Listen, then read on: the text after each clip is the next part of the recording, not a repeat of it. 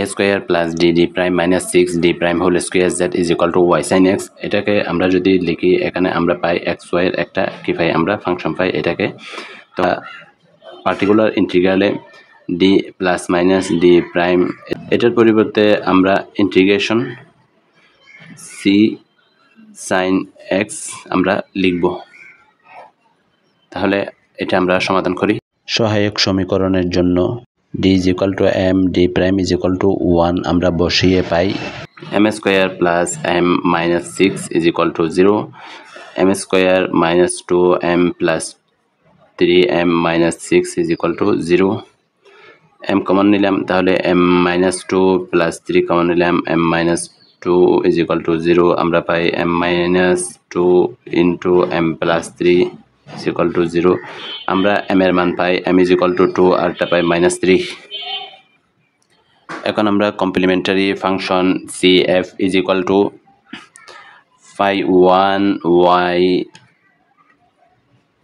plus 2x plus phi 2 y minus 3x এটা হচ্ছে আমাদের কমপ্লিমেন্টারি ফাংশন। এখন আমরা পার্টিকুলার ইন্টিগ্রাল নির্ণয় করব। এখান থেকে পার্টিকুলার ইন্টিগ্রালটা হবে আমাদের pi is equal to particular integral is equal to 1 divided by d square plus d prime minus 6 d prime whole square y sin x। এটাকে আমরা যদি ভেঙে লিখি তাহলে আমরা এটা থেকে এটা পেয়েছি। অনুরূপভাবে এখানে আমরা কোনো কিছু না ভেঙে আমরা লিখতে পারি এখান থেকে 1 divided by d minus 2 d prime into d plus 3d prime into y sin x। তাহলে এখানে কি আছে 3d প্রাইম আছে, আমরা এই সূত্র আমরা অ্যাপ্লাই করব। 1 divided by d minus 2d prime পরিবর্তে আমরা কি দিব, আমরা জানি 1 divided by d means integration, অতএব আমরা এটার পরিবর্তে আমরা একটা ইন্টিগ্রেশন সিম্বল দিলাম y sin x দিলাম। এখানে আমরা যদি লক্ষ্য করি আমাদের d প্রাইমের সহগ কত আছে, d প্রাইমের সহগ 3, তাহলে এই 3 এখানে এই দুইটার মধ্যে কোনটা আছে, এখানে আছে, তাহলে এই ফাংশনটা সমান আমরা c ধরব।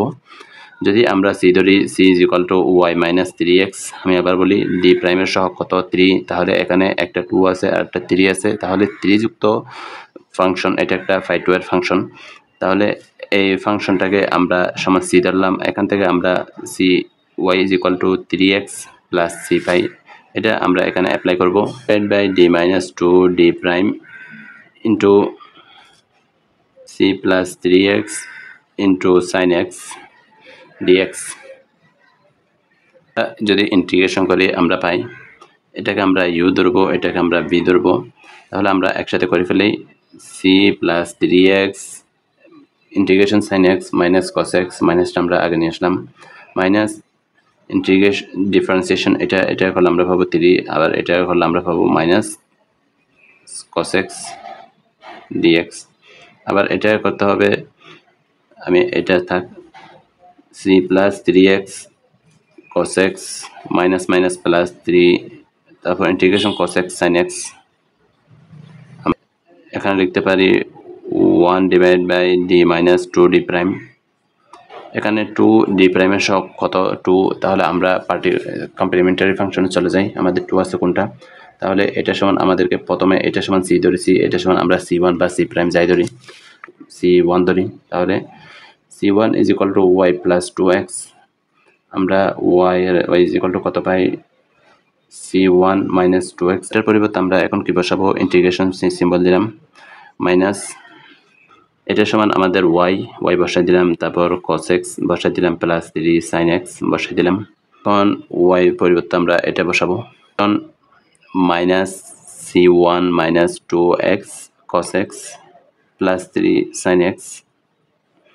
এখানে আমরা ইন্টিগ্রেশন করব, যদি আমরা ইন্টিগ্রেশন করি আলাদা আলাদা, প্রথমে আমি এটার কাজটা করে নিই, integration 3 sin x is equal to minus integration sin x minus cos x, তাহলে আমরা লিখতে পারি মাইনাস 3 cos x, ইউ ধরবো, আবার এটাকে আমরা ভি ধরবো, তাহলে মাইনাস আছে মাইনাস থাকবে c1 minus 2x cos x এ করলে আমরা পাবো sin x, তারপর ইন্টিগ্রেশন ডিফারেন্সিয়েশন, এটাকে ডিফারেন্সিয়েশন করা লাগবে। এখানে একটা মাইনাস আছে, এই মাইনাসটা আমি বাইরে নিয়ে আসলাম, যেন আমার কাজ করতে সুবিধা হয়। তাহলে এখানে আমরা পাই integration -2 into integration cos x sin x dx, তাহলে মাইনাস মাইনাস প্লাস হয়ে যাবে, minus c1 2x sin x minus minus plus 2 integration, তাহলে এটা হয়ে যাবে কি আমাদের -2 cos x minus 3 cos x, এটা c1 2x sin x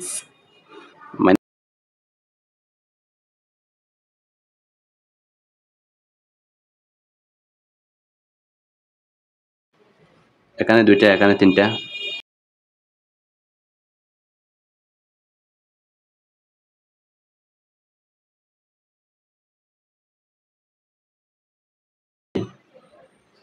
এটা সমান আমরা y ধরেছি, তাহলে y লিখি।